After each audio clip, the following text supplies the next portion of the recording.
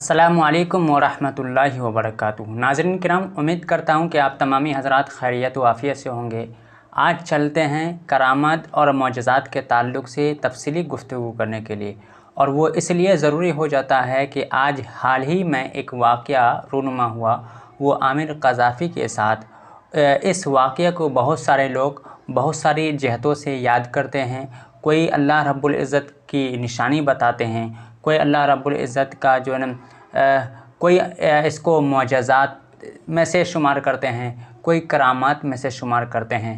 तो आइए करिश्मा और मोजज़ात या फिर करामात के दरमियान क्या फ़र्क होता है, क्या इस वाक़या को हम मोजज़ात से ताबिर कर सकते हैं या नहीं कर सकते हैं, क्या इस ऐसे वाक़यात को या फिर इस जैसे वाक़यात को करामत में हम शुमार कर सकते हैं या नहीं कर सकते हैं।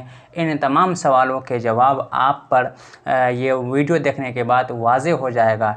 इसलिए ये बात हमें जानना और ज़रूरी हो जाता है कि इस तरह से की बातें जो हमें सुनने को मिल रहा है, तो हमें इन तमाम बातों का तज्ज़िया करना ज़रूरी हो जाता है। तो आइए हम अपनी बातें शुरू करते हैं। तो नाज़रीन, आपको मालूम होना चाहिए कि करामत का मफ़हूम क्या है। सबसे पहले हम आपको जानेंगे करामत किसे कहते हैं और उसका मफ़हूम हम जानने की कोशिश करते हैं। तो करामत अरबी ज़बान का लफ्ज़ है जिसके माने हैं इज़्ज़त, बुज़ुर्गी, शराफ़त, बख्शिश और इनाम के हैं। इस्लामी इस्तिलाह में करामत से मुराद वो गैर मामूली फ़ेल या वाक़या है जो किसी नेक और परहेज़गार वली से ज़ाहिर हो, और ये अल्लाह ताला की तरफ से उसकी ताईद और बुज़ुर्गी की निशानी होती है।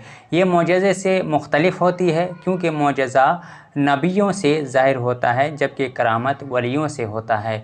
आइए इसकी जो है ना कुछ ख़ुसूसियात, करामत की जो कुछ ख़ुसूसियात है इसके बारे में हम जानने की कोशिश करते हैं।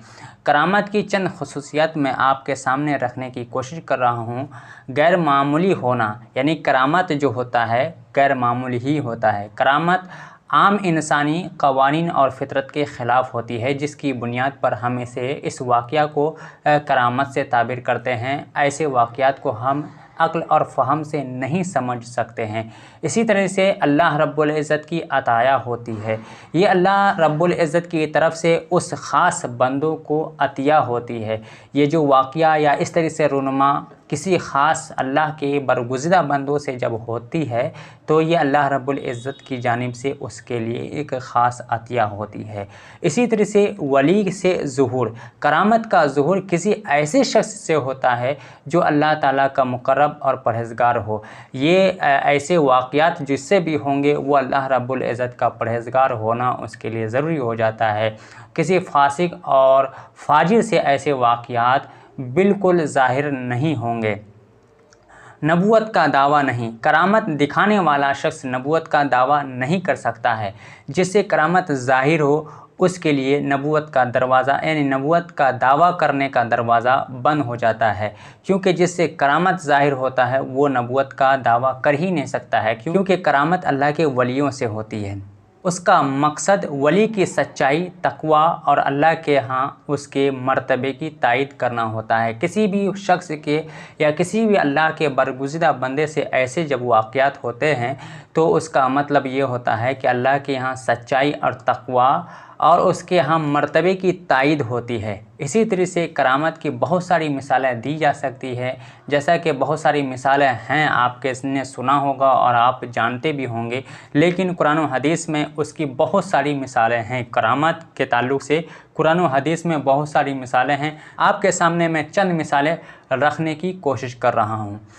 हज़रत मरियम के पास बेमौसम फल का आना, ये भी एक कुरानी वाक़यात में से हैं और कुरानी करामात में से हैं, क्योंकि हज़रत मरियम अलैहिस्सलाम के पास बेमौसम का फल आना ये भी करामात में से है।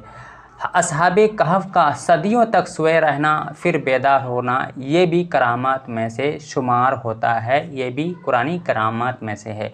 हज़रत आसिफ बिन बरखिया का पलक झपकते ही तख्ते बिल्किस को हाज़िर करना, ये भी करामात में से है। ये तमाम वाक़यात, यानी ये और इस जैसे तमाम वाक़यात अल्लाह ताला की कुदरत और उसके नेक बंदों की करामत की निशानदेही करते हैं। तो नाज़रीन, आपको मालूम हो गया होगा कि करामत की क्या हकीकत है और करामत किसे कहते हैं।